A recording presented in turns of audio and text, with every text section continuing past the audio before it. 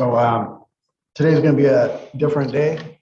I'm going to ask your indulgence, and I'm going to talk about something that doesn't have anything directly to do with our chapter or maybe even psychobiology at all, but it's got everything to do with psychology And I think it's something noteworthy and important that I can share with you. So this is always a difficult thing for me to talk about. This is a difficult week and for me. In addition to losing a friend a few years ago, tomorrow, I just this anniversary that I'm going to talk about today also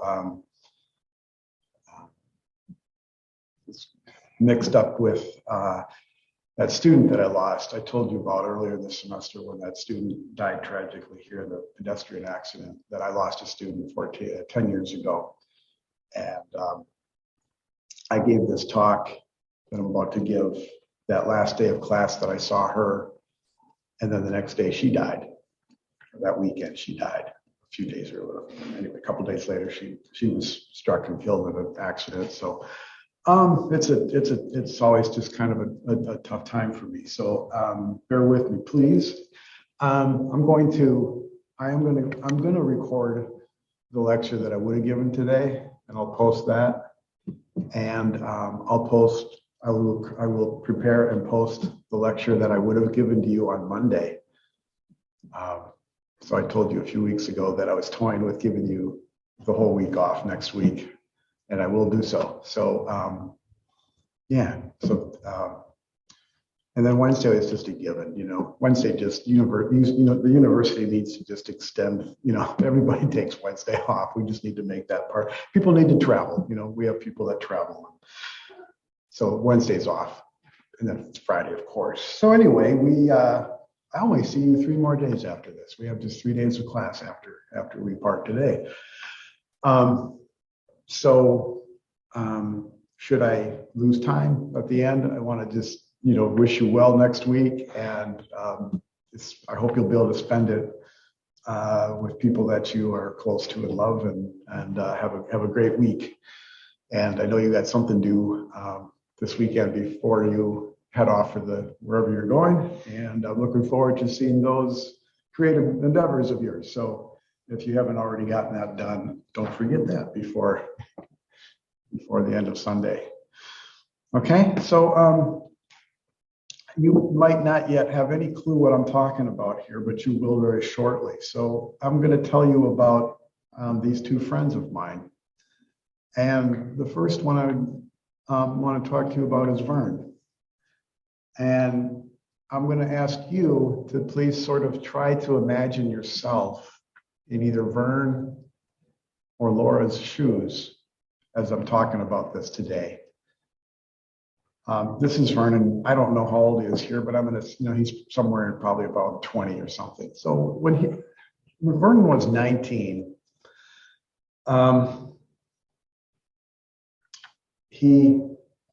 Vernon, I forget. I think he was born in Utah. I think his family was from Utah. He wound up in the San Francisco area around this time, around 19, and he didn't go to school. In college, he was living life. He was 19 years old. This is probably 19. This is maybe 1969, 1970, 72, early 70s, I believe. He was 19. He was gay. His family was not accepting of that. He was having, his father in particular, his family he had a dysfunctional family, and he was struggling with that. And this is a time when being gay was not as acceptable and tolerated as it fortunately is today. And so imagine that as well. He's kind of out there. He's partying. He's frequenting gay bars. He's doing a lot of drugs. And he's probably starting to get addicted to those drugs even at this early age. And he does meet a woman and falls in love with her, a Black woman, and they have a child together, named Mark. And this is one of the this is one, not that the child being born, but what I'm about to tell you is one of the first tragic things that happened in his life. So his wife is giving birth at whatever hospital, and she dies on the table giving birth, and there's a lawsuit for negligence, and somewhere in this mix, Vernon was struggling, trying to find support and find acceptance and find a feeling of home. And he stumbled upon a movement called People's Temple, which was led by Jim Jones. Jim Jones is from a little small town, I forget the name of it, just maybe an hour away from here, just on the other side of the border of Indiana. And back in the 50s, he started a movement called People's Temple in Indianapolis. And it grew, and it moved out to California, and it moved around in various places in California. And it was in those days, despite Jim Jones, and maybe some of you know where this is going, and some of you maybe don't yet. The Reverend Jim Jones started this movement, and he was probably all along, not probably, he was disturbed. And we'll get to that. But this movement that he started was something astonishing and amazing. And it grew, and he was preaching a message that resonated with lots of people, because for him, it was about building. It was the ego, and it was his motivations were all twisted and mixed up. And he was starting something incredible, but his reasons were rather diabolical, and then became completely diabolical. But it was a good movement, and if people found acceptance in it, people heard what they wanted to hear. It was religious for those that wanted it to be religious. It was a socialist movement for those people who wanted it, who were activist minded. It was community for people who needed it. It was home for people who needed it. It was racially segregated in an era that absolutely was not. In fact, when it grew to tens of thousands of members at one point, and it was majority African American. And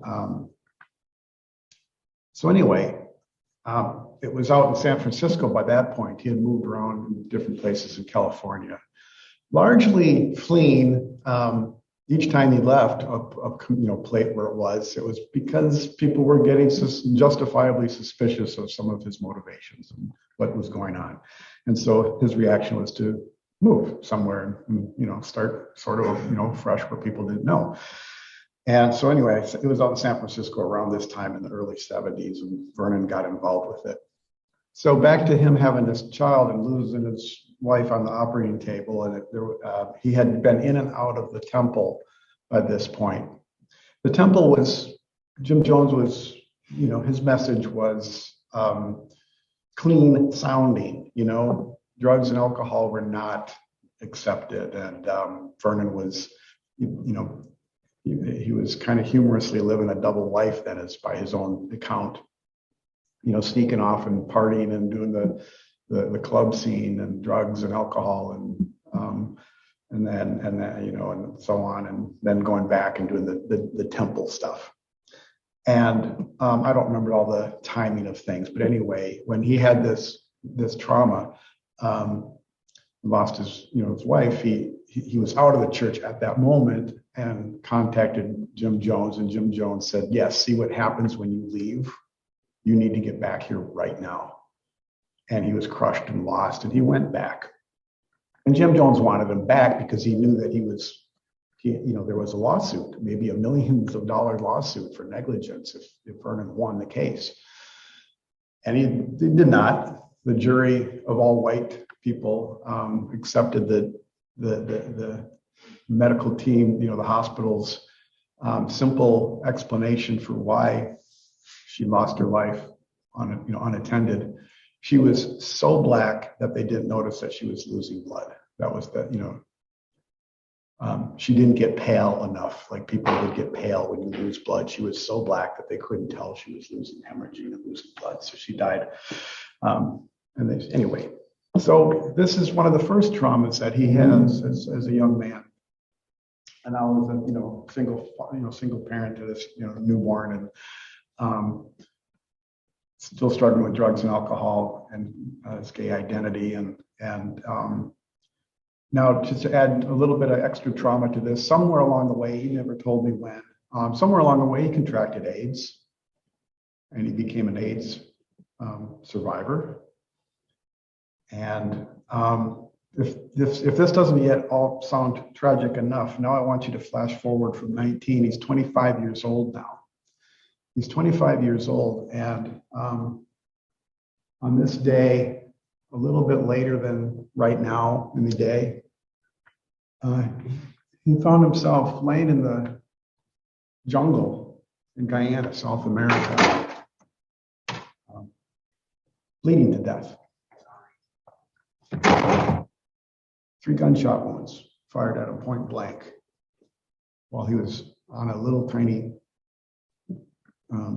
plane trying to flee a place called Jonestown, a community that People's Temple had developed in the middle of the jungle, 150 miles from anywhere, a 24-hour boat ride from the capital of Guyana, Georgetown. And he was shot 3 times, and he's laying in the weeds, gasping for his life. A congressman, U.S. congressman that he was hoping to flee with, who was down there investigating on the behalf of concerned family members of this movement. Congressman Leo Ryan from California, the only congressperson thus far to have been killed in office, lay dead on that same airfield. He was shot with his head blown off.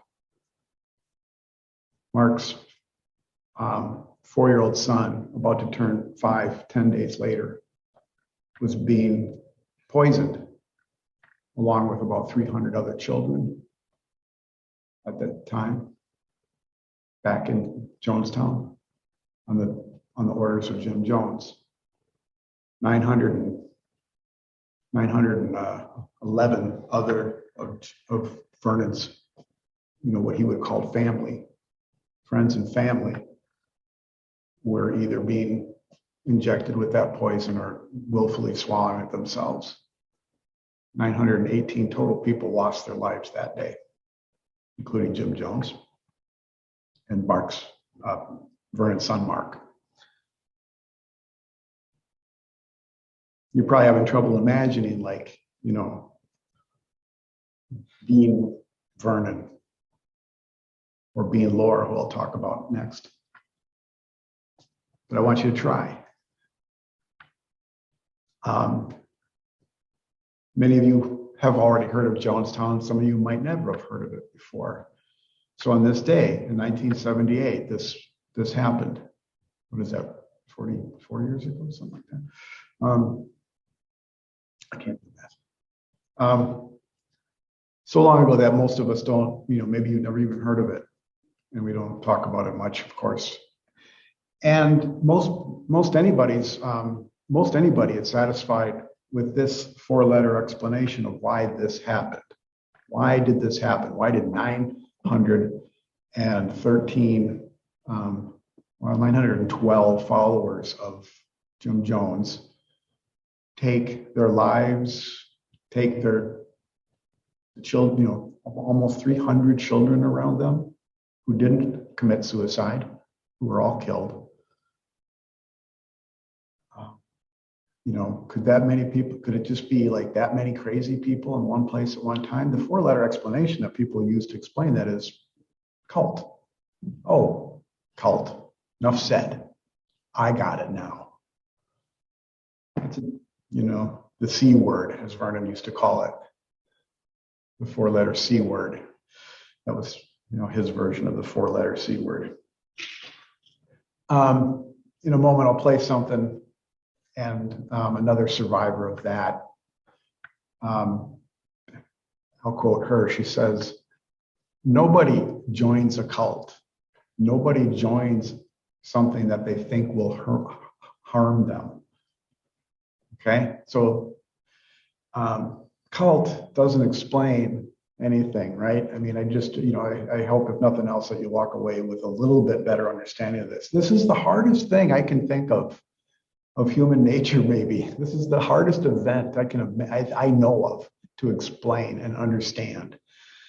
And I didn't understand it. I learned about it, you know, as like you in a, you know, in a psychology class way back, you know, when probably my first psych class. And I mean, I was kind of like dimly aware of it. I was 1978. I was about 8 years old at the, whatever, I can't do math. I was 13 years old. I don't remember it. I don't remember it. 13 years old. My parents shielded me from it. I don't remember it when it occurred. My first job, this is a little stupid story, but my first job at 16 years old was in a grocery store, and I coincidentally worked with a kid named Jim Jones. So, you know, we joked all the time, like we made jokes about Jim Jones. Anyway, I didn't know about it. I went to school. I learned a little bit more about it, and I just was I'm pretty sure I was just sort of also willing to like, oh, cult, that explains it. Crazy people do crazy things, you know. Okay, so a lot of crazy people were all at one place at one time for some crazy reason, and that's okay. That's what happens when crazy people are doing crazy things at crazy times. Good enough for me. 14 years ago, I met Vernon, and he came and spoke to my students. And he did so several times, and he introduced me to another survivor, Laura. And I'll get to Laura in just a second. So anyway, we'll say more about, you know, People's Temple, and I'll say more about the tragedy on that day in a moment. But let me let you hear from Vernon himself. That's him with his son, probably about your age. That looks very shortly.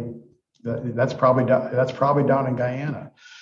Vernon went down in Guyana in 1978, March 19th, March something, on his birthday. He arrived in Jonestown on his birthday, and by the end of the year, this tragedy occurred. He got there and he recognized Jonestown for what it was. He thought of it as a prison camp, and he wanted immediately to get out.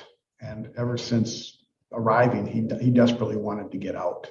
And he was trying to get out that final day when he was shot 3 times on that plane by Jim Jones's thugs, who went to, you know, they killed the congressman as he was leaving with his team of reporters and concerned family members and a handful of defectors like Vernon who were trying to get out of there. 5 people were shot on that airstrip, and obviously Vernon survived. So anyway, this is a news clip from more recent years. Vernon wound up in Hawaii, and that's why I met him. That's how I knew him. He lived on Maui, the island next door.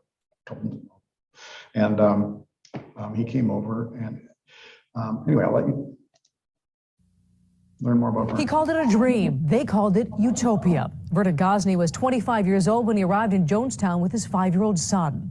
But Gosney would soon realize what many others did not. Jonestown would not save them. Jonestown would end them.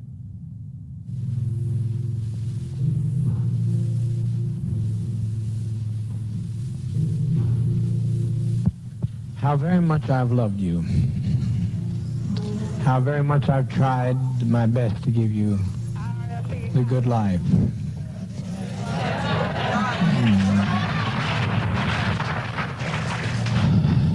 November 18th, 1978. That haunting voice as if in a trance. For nearly an hour, Jim Jones, the man who called himself God, drew his followers to their final moments. We've been so betrayed. We have been so terribly betrayed. This is Kuan Yin, goddess of compassion and mercy. In order to be free, I had to forgive him. I had to forgive the unforgivable. Lifted by the spirits on his walls. I love Kuan Yin's. Documented in the pages of his album. In his Maui home, Vernon Gosney relived the past. Welcome to Jonestown. From the People's Temple in San Francisco to the jungles of Guyana in South America, he says they came by the busloads.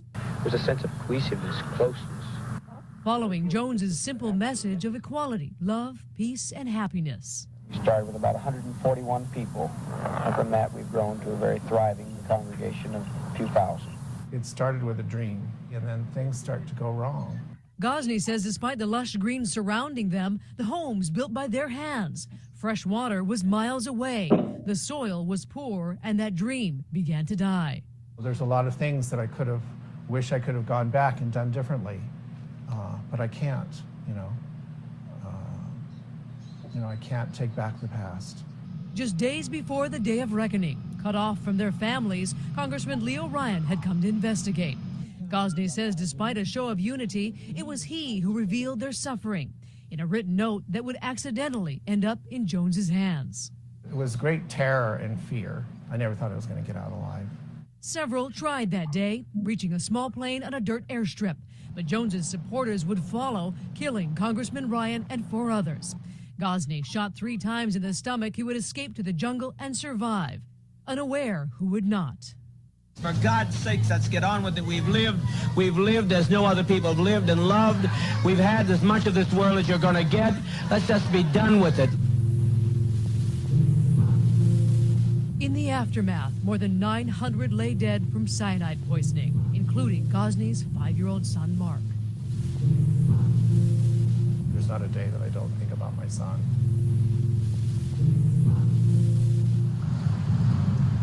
This is where I came to heal. The spirit, it's, all the people that I've met here, and I've been embraced here. He moved to Maui in 1982 to follow a spiritual group that eventually fell apart, but it led him to the place that would help to heal his heart and mind. So these are my lovebirds. There is a certain squawk when they call to other birds. Surrounded by beauty, successful in therapy, happily retired after 30 years on Maui's police force. It's been a very long journey. Gosney says decades after Jonestown, he's finally created the light to conquer the darkness of his past. I don't deserve to be here more than anybody else, but I am. And so there's this incredible grace that I live with. I'm not able to understand it, but I am so grateful for. Laura Yamada, KITV4 News.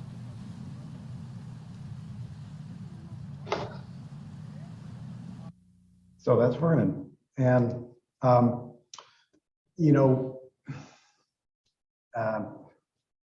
when he would come and speak and when Laura would speak, or when you see them in the many, many documentaries and films that have been made about Jonestown and People's Temple, you'll see he and, at least 2 and other survivors, talking like from now, they're old people.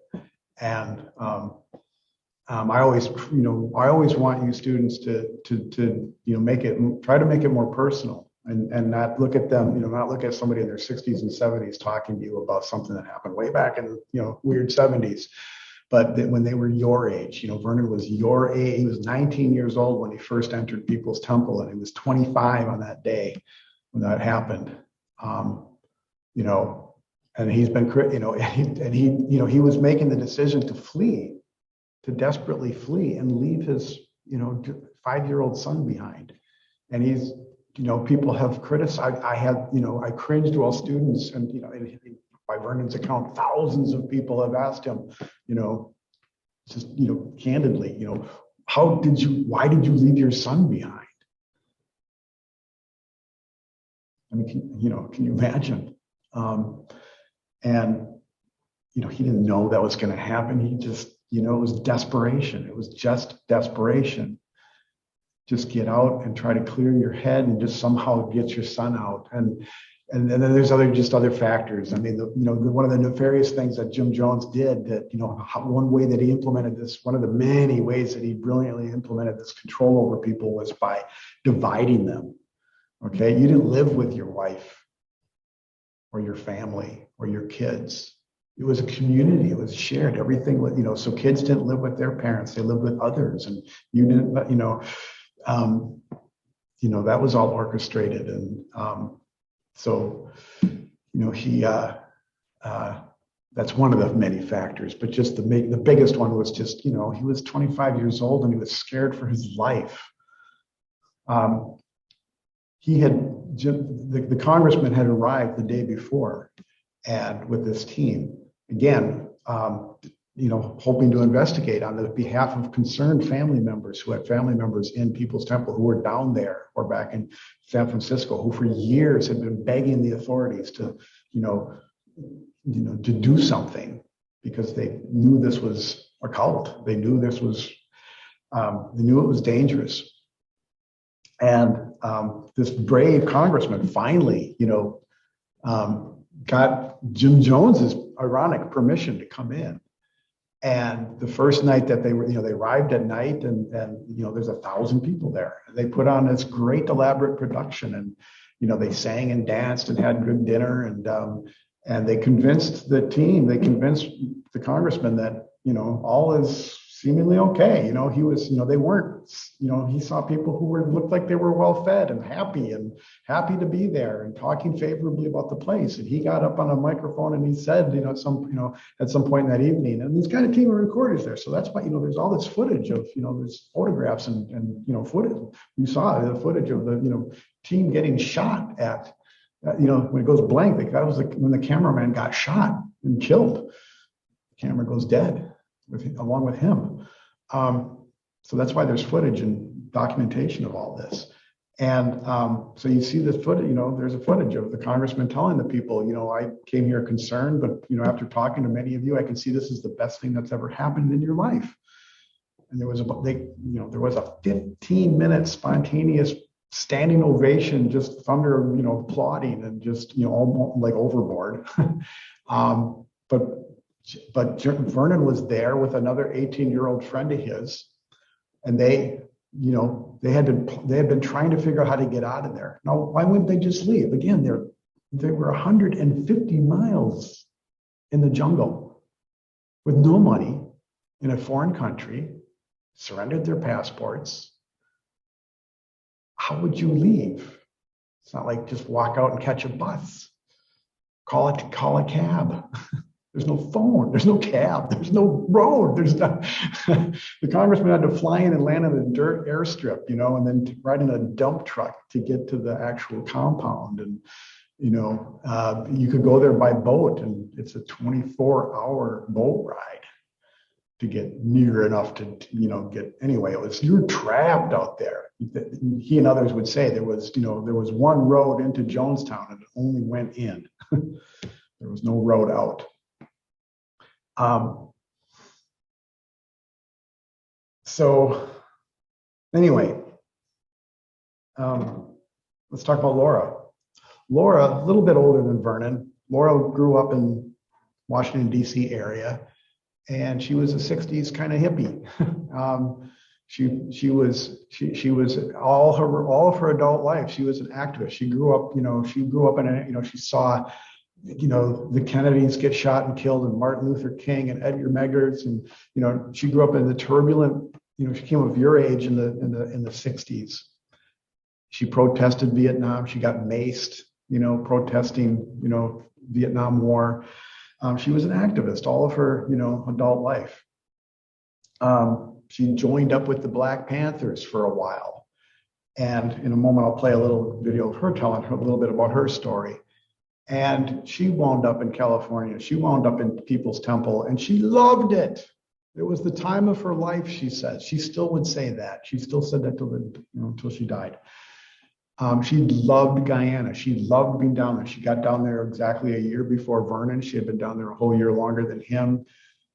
She wasn't an insider. You know, Jim Jones had a ring of insiders who helped him implement this control, but she was like one of the, she was in the outer inner circle, and she was a trusted, you know, she was a respected sort of leader of things. And so she was the capital of Guyana is Georgetown. And, you know, she had like positions of responsibility for many times. She was, they had an office in Guyana, in Georgetown, where they would, you know, they had to, you know, they built the whole community out there. They got permission from Guyana. They basically gave them this, you know, land out in the middle of the jungle, and they clear cut it. They made a community. They didn't, you know, Jim Jones didn't go down there to die. I mean, you know, he was twisted and demented, and he was constantly toying with suicide. And, you know, he maybe was I don't know, you know, who knows what was going on in his brain, but he did start this movement, and the movement had a mind too, you know, and a movement, it was a great thing. And they built, you know, there was 1,000 people living there until that last day. Those people didn't go down there to die. You don't join a cult, you know, to like, hey, come along with us. We're going to go down to Guyana and like build a big place and then kill ourselves. You with me? You know, nobody would do that. So she was there and she loved it. So she was down there. She was not in Jonestown. 2 weeks earlier, Jim Jones had like asked her to go back to Georgetown and work there and live and work there. So she had been there, you know, they order supplies and receive people. And he probably, you know, the whole time he knew the congressman was, you know, asking to come, and, you know, he was trying to surround, you know, okay, if and when the congressman gets there, you know, I want to make sure that good people are there, that are positive, that will, you know, put on a good impression. And Laura was one of those people. She, you know, she loved People's Temple. She loved Guyana. She still cries to, you know, she still, if she was here right now, she'd be crying, talking about how much she loved Guyana. So let her tell you a little bit more about herself. Now, the quality of this is pretty bad. They're like interviewing her outside. There's lots of wind noise, so it's a little bit hard to hear sometimes.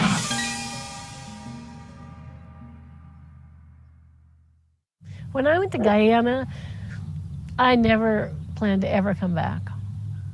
So I don't have any question that I would have died.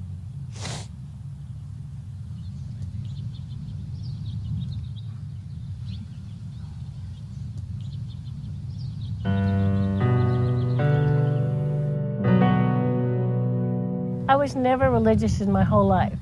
I wasn't that interested in pursuing why. All I knew is that, you know, I had stuff to do in my life. And so I just pursued doing what I needed to do. In 1970, I was divorced from my husband. I came out to California to kind of calm down a little bit and figure out next steps in my life. When I moved into San Francisco, within 3 days, I went up to see Jim Jones in Redwood Valley. And so my life took a whole other direction. He had this totally interracial family. He was always at the front, you know, the front lines of any kind of issues that had to do with racial integration and stopping prejudice.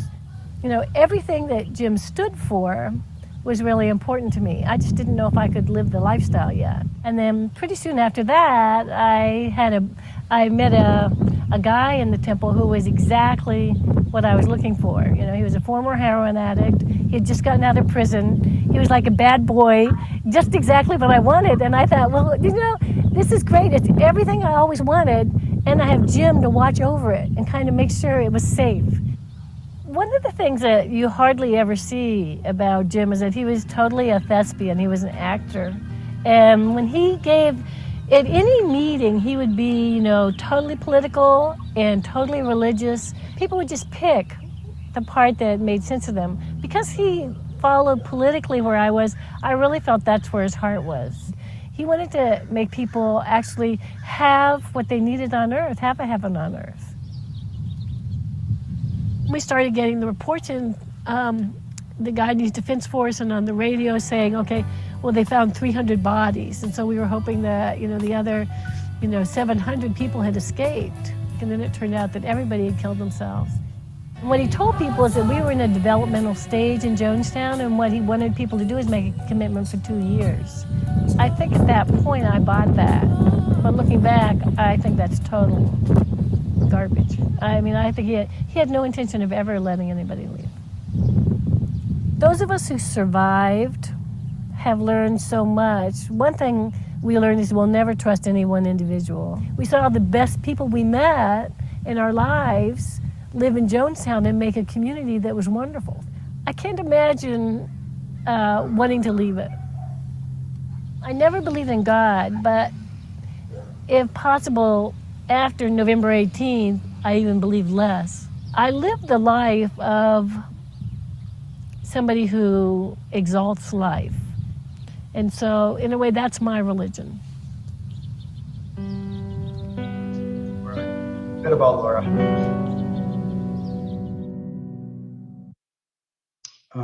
This had failed, so I rebooted my phone and I'm going to try again. So here we go. See if it's working now. So, okay. If you want to know more about Laura, she's got this, she has a book called Jonestown Survivor and Insider's Look. And I got links. I put a page up on the course page with all about this stuff. If you're more interested, you can check that page out. And it's got links to that book. And there's other links to other resources and information if you're interested.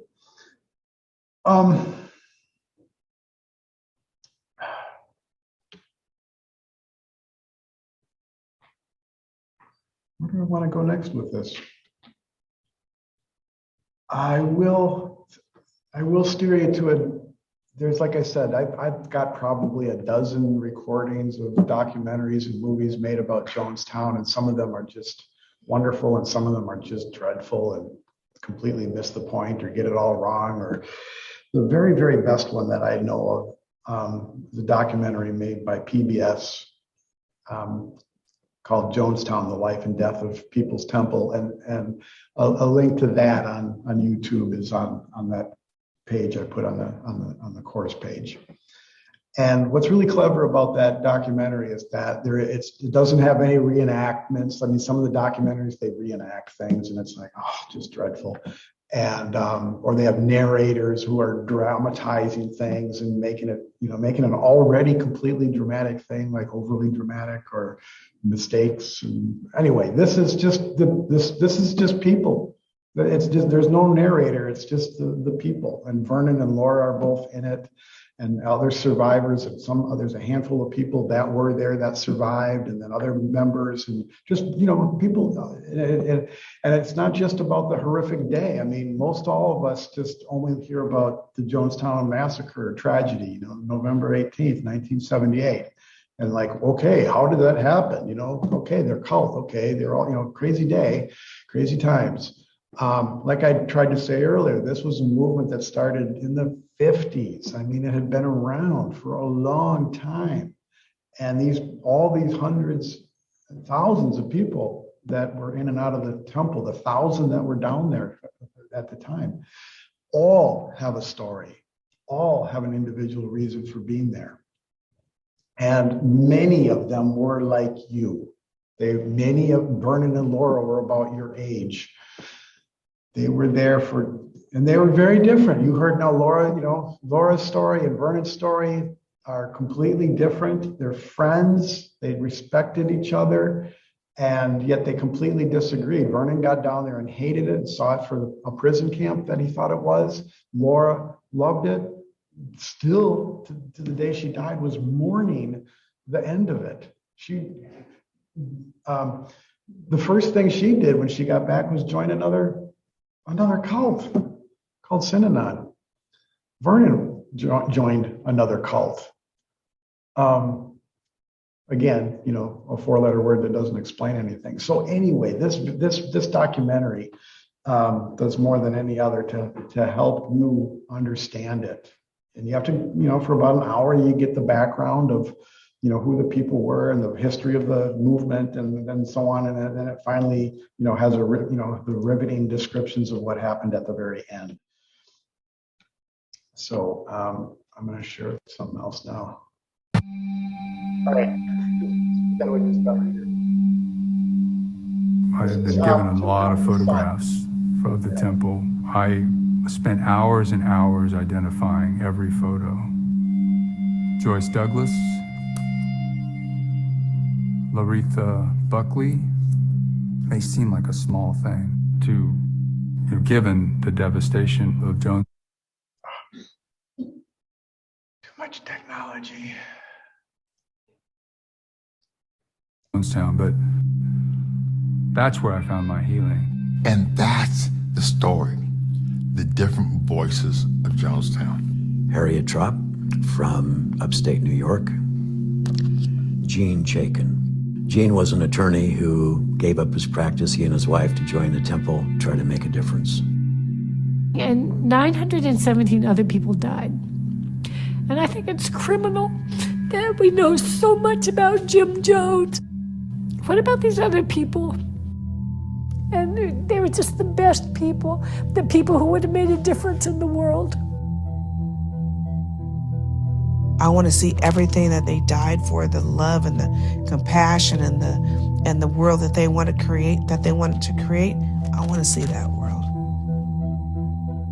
What I do today as a police officer and the person that I've become, it's all due to my experiences in this cult that I found the importance of being courageous. I became a teacher. I taught for 20 years. I wrote my book. I became a Quaker. But my best years of my life were living in People's Temple. They weren't crazy people. They were people who honestly came in the organization who cared. What a wonderful feeling that is. What a powerful feeling that was to be a part of that. The greatest tragedy is not that they're dead, but that they were not able to succeed in their dream.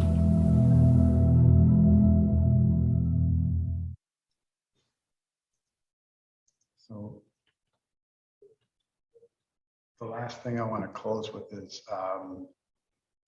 the very end of that documentary. I'm just going to play that. So this is after, they covered the day before, the congressman arriving, the footage of everything there, the explanations of what happened then, the happenings at the airstrip with everybody getting shot and burned, and we laid it down. We got tired.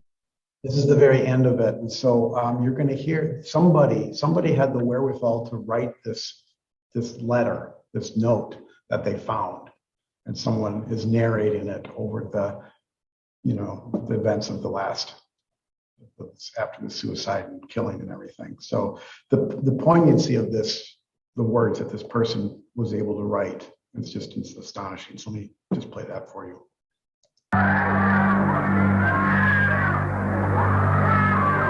Infinite suicide within an act of revolutionary suicide protesting the conditions of an inhumane world.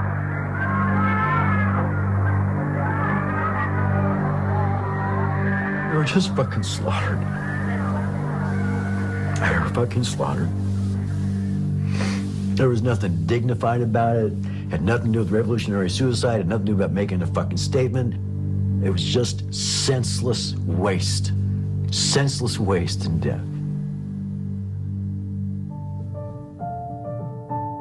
To whomever finds this note, collect all the tapes, all the writing, all the history. The story of this movement, this action, must be examined over and over. We did not want this kind of ending. We wanted to live, to shine, to bring light to a world that is dying for a little bit of love.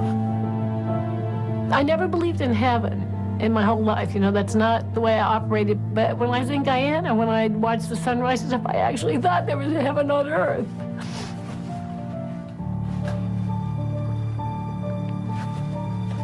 And now I can't believe in heaven anymore. There's quiet as we leave this world. The sky is gray. People file by us slowly and take the somewhat bitter drink. Many more must drink. I'm saddened because it didn't work out, because it just seemed so beautiful. And I'll say this about November 18th. I felt I'd lost a family, and I knew I had lost my children. A teeny kitten sits next to me watching. A dog barks. The birds gather on the telephone wires. Let all the story of this people's temple be told. We were people that we wanted to make a change. It's a shame it didn't happen. It might not never happen. But one thing I can say, at least we tried. And we didn't sit back and wait on the laurels of somebody else to try it. Yes, we tried it. Yes, it was a failure. Yes, it was very tragic. But at least we tried.